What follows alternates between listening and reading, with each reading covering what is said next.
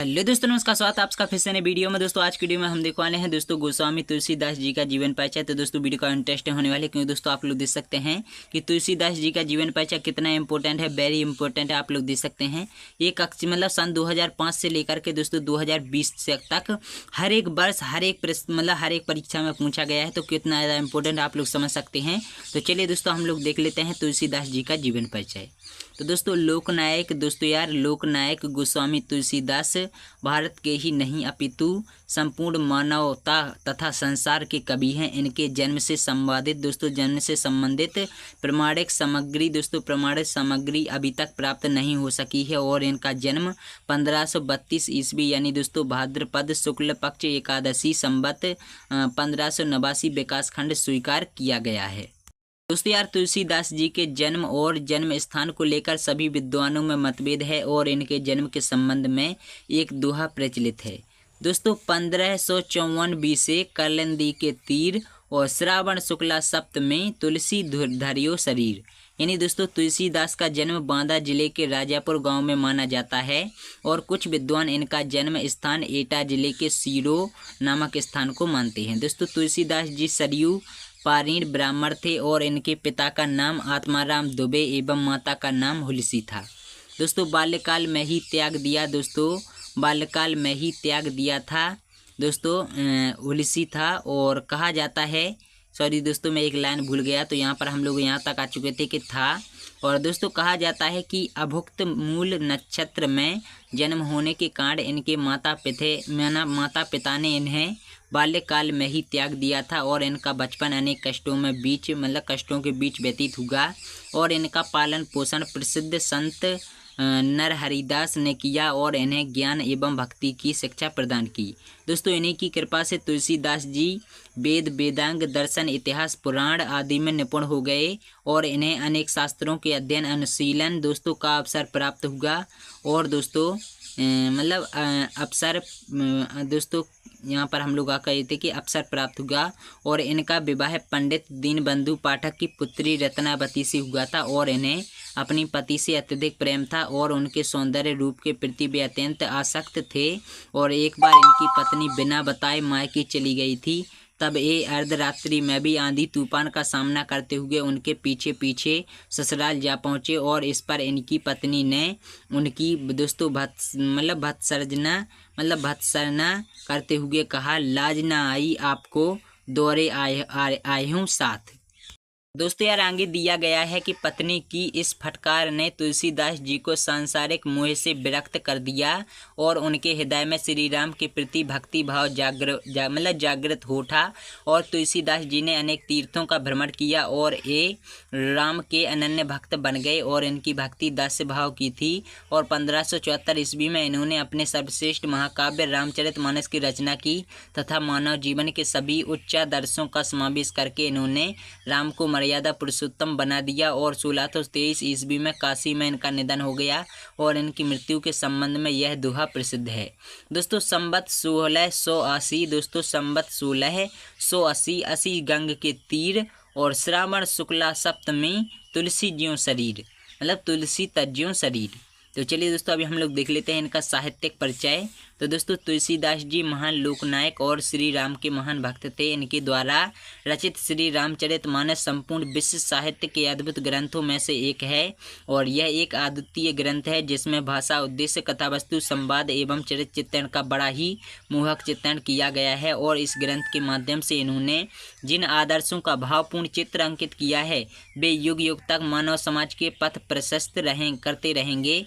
और तुलसीदास जी ने सगुण निर्गुण ज्ञान भक्ति शैव वैष्णव और विभिन्न मतों एवं संप्रदायों में समन्वय के उद्देश्यों से अत्यंत प्रभावपूर्ण भावों की अभिव्यक्ति की। अभी हम लोग देख लेते हैं इनकी कृतियाँ। तो दोस्तों महाकवि तुलसीदास जी ने 12 ग्रंथों की रचना की। इनके द्वारा रचित महाकाव्य श्री रामचरितमानस संपूर्ण विश्व के अद्भुत ग्रंथों में से एक है और इनकी प्रमुख रचनाएं निम्नलिखित हैं।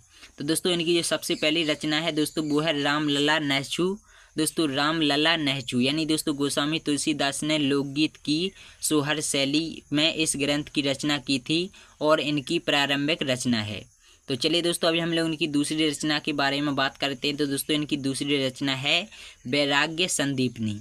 दोस्तों इसके 3 भाग हैं। पहले भाग में 6 छंदों में मंगल आचरण है तथा दूसरे भाग में संत महिमा बैडन एवं तीसरे भाग में शांति भाव बैडन है। दोस्तों तीसरा है राम आज्ञा प्रश्न। दोस्तों यह ग्रंथ 7 सर्गों में विभाजित है, जिसमें शुभ अशुभ शकुनों का बैडन है और इसमें राम कथा का बैडन किया है।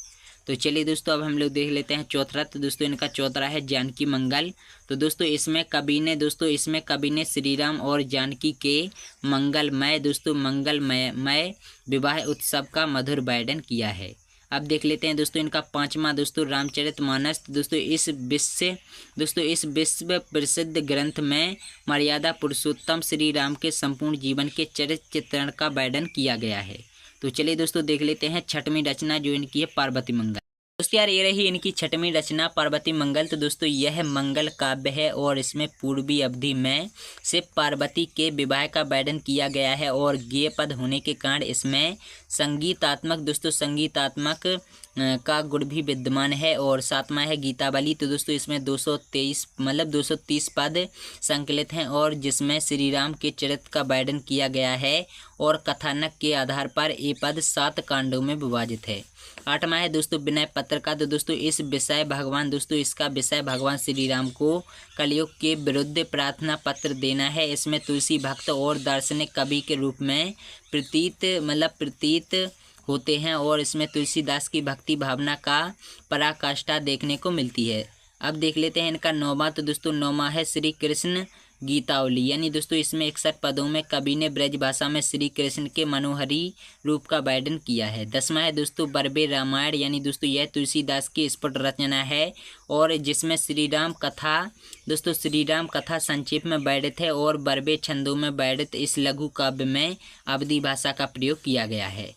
11वां है दोस्तों दोहावली। तो दोस्तों इस संग्रह ग्रंथ में कवि की सूक्ति शैली के दर्शन होते हैं और इसमें दोहा शैली में नीति रक्ति और राम महिमा का बैडन है। दोस्तों अब 12वां और आखिरी है कवितावली। तो दोस्तों इस कृति ने यानी दोस्तों इस रचना में कवित्व और सवैया शैली में राम कथा का बैडन किया गया है और यह ब्रज भाषा में रचित श्रेष्ठ मुक्तक काव्य है। अभी हम लोग बात कर लेते हैं इनकी भाषा शैली के बारे में। तो दोस्तों तुलसीदास ने अवधी तथा ब्रज दोनों भाषाओं में अपनी काव्यगत रचनाएं लिखी थीं और श्री रामचरितमानस अवधी भाषा में है, जबकि कवितावली गीतावली विनय पत्रिका आदि रचनाओं में ब्रज भाषा का प्रयोग किया गया है। दोस्तों रामचरितमानस में प्रबंध शैली, विनय पत्रिका में मुक्तक शैली और दोहावली में साखी शैली का प्रयोग किया गया है और भाव पक्ष तथा कला पक्ष दोनों ही दृष्टियों से तुलसीदास का काव्य अद्वितीय है। दोस्तों तुलसीदास जी ने अपने काव्य में तत्कालीन सभी काव्य शैलियों का प्रयोग किया है और दोहा, चौपाई, कवित्व, सवैया, पद आदि काव्य शैलियों में कवि ने काव्य रचना की है। और दोस्तों सभी अलंकारों का प्रयोग करके तुलसीदास जी ने अपनी रचनाओं को अत्यंत प्रभावो उत्पादक बना दिया है। अभी हम लोग देख लेते हैं इनका साहित्य में स्थान। तो दोस्तों गोस्वामी तुलसीदास हिंदी के सर्वश्रेष्ठ कवि हैं और इन्हें समाज का पथ प्रदर्शक कवि कहा जाता है और इनके द्वारा हिंदी कविता की सर्वोत्त उन्मुखी उन्नति हुई और मानव प्रकृति के जितने रूपों का सजीव बैडन तुलसीदास जी ने किया है उतना अन्य किसी कवि ने नहीं किया। दोस्तों तुलसीदास जी को मानव जीवन का सफल पारखी कहा जाता है और वास्तव में तुलसीदास जी हिंदी के अमर कवि हैं और जो युगों युगों तक हमारे बीच जीवित रहेंगे। तो दोस्तों ये रहा हमारे पूरे तुलसीदास जी का इतना बड़ा जीवन परिचय, जो कि हम लोगों ने काफ़ी विस्तार से और काफ़ी अच्छे तरीके से समझा। तो यही सब था और मैंने आप लोगों को काफ़ी अच्छे से समझाने की कोशिश की है। और अगर आप लोग इनका संक्षिप्त परिचय देखना चाहें तो ये भी आप लोग देख सकते हैं। ये रहा इनका संक्षिप्त परिचय। तो यही सब था। बाकी दोस्तों कैसी लगी आप लोगों को वीडियो कमेंट करके जरूर बताना। और यह जीवन परिचय यूपी के लिए था, लेकिन आप लोग एमपी में भी ये परिचय चल सकता है। तो चलिए दोस्तों मिलते हैं अगली वीडियो में किसी नए टॉपिक के साथ में। तब तक इसका जय जवाब। तो दोस्तों चैनल को सब्सक्राइब जरूर कर लेना।